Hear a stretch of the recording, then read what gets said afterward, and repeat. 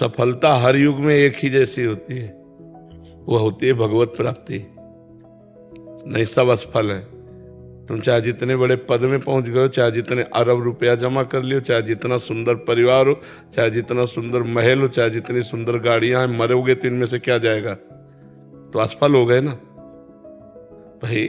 कमाने यहां आए थे 70 वर्ष, 80 वर्ष, 100 वर्ष, 120 वर्ष, इसके आगे तो आयु है नहीं मनुष्य की। इतने में जो कुछ कमाया उसमें से 5 रुपए भी नहीं ले जा सके, तो असफल रहे कि सफल? असफल रहे ना। तो सफलता है भगवान की प्राप्ति हर युग में। चहु जुग चहु श्रुति नाम प्रभाऊ, लोकहु वेद नानु पाऊ। यदि हर समय मधुर मधुर भगवान का नाम जप कर रहे, इससे बड़ा कोई योग नहीं। तेषाम सतत युक्ता नाम भजताम प्रीतिपूर्वकम ददामि बुद्धि योगम तम एन मामुपयांति ते। जो प्रेम पूर्वक नाम जप करता रहता, उससे बड़ा कोई योगी नहीं। इसलिए यही सफलता है। हर समय हर सेकेंड भगवान का विस्मरण ना होने पावे, हर समय स्मरण करो। यही परम योग है, यही परम सफलता है, यही परम लाभ है। समझ पाए? महाराज जी, इस सफलता को प्राप्त करने के लिए क्या करना पड़ेगा? भगवान से प्रार्थना करे। सबसे पहले साधु संगति। प्रथम भगति संतन कर संगा।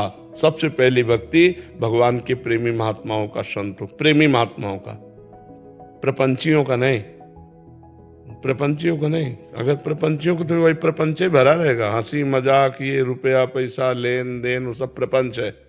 शुद्ध बात, त्रिगुणातीत बात, केवल भगवान से मतलब जिनको, ऐसे भक्तों का संग हो।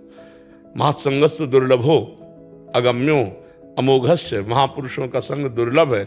अगर मिल जाए तो निर्वाह करना कठिन हो, निर्वाह कर ले जाए तो परम पद निश्चित मिल जाएगा।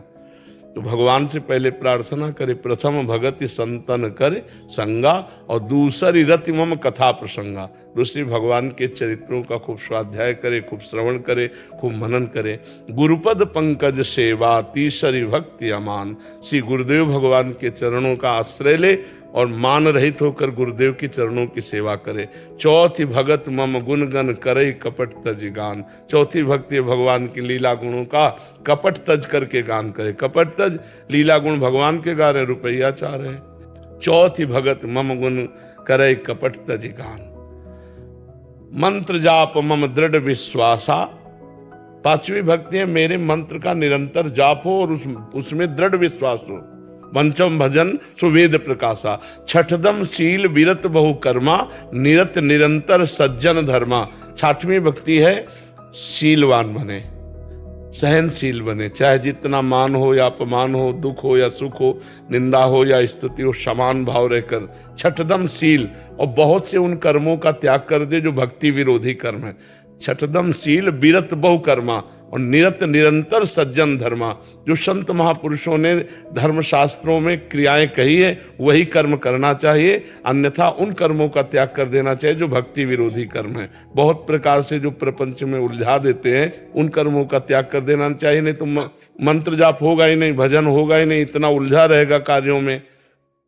छठदम शील विरत बहुकर्मा, निरत निरंतर सज्जन धर्मा। सातों सब मोहिमय जग देखा, मोते अधिक संत कर लेखा। सातवीं भक्ति है, सारे संसार को भगवान का स्वरूप देखना और भगवान से भी अधिक बढ़कर संतों को मानना। सातों सब मोहिमय जग देखा, मोते अधिक संत कर लेखा। आठों जथा लाभ संतोषा, सपने नहीं देखे पर दोषा। आठवीं की ऐसी स्थिति बना ले कि जथा लाभ संतोष, सदा काहू सो कछु न चाहोगो। किसी से कोई मांग नहीं, जैसे हमें भगवान रख रहे हैं, बस उसी स्थिति में हम राजी रहेंगे।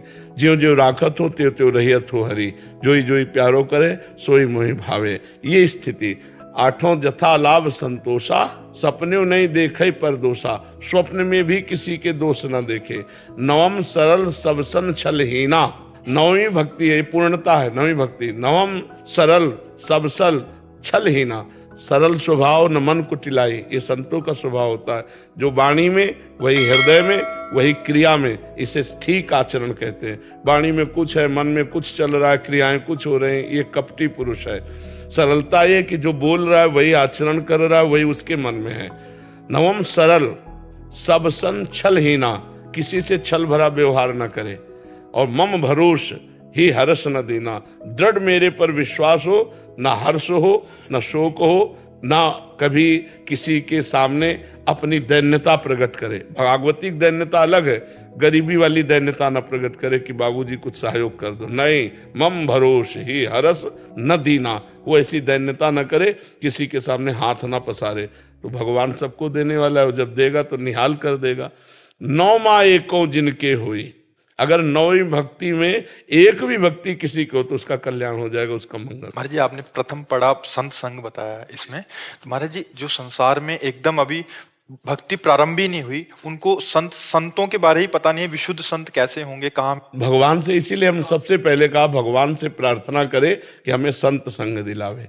भगवान तो सब जानते हैं ना, तो भगवान से प्रार्थना करें तो ऐसे संतों के पास पहुंचा देंगे जिनके संग से परमार्थ पुष्ट होता है। ऐसा तो है ही नहीं कि असली संत है ही नहीं। अगर नकली नोट है तो असली उसका होगा कहीं, खोजो। अगर नकली कोई वस्तु है तो असली तो होगी ही ना, उसको खोजो। जिन खोजा तिन पाइया, गहरे पानी पैठ। तो तुम नहीं खोज पा रहे तो भगवान से प्रार्थना करो। तो भगवान जब द्रवहि दीन दयालु राघो, तो साधु संगति पाइए, तो संतों का संग करा देंगे। और संत संग हो गया तो फिर नौ भक्ति आ जाएगी अपने आप जी। दुनिया में इतना दुख है कि आप देख देख कर डिप्रेशन में पहुंच जाओगे, इतना दुख संसार में। और अगर आप भगवान के भजन में मगन हो तो आपको ये फिल्म जैसा दिखाई दे।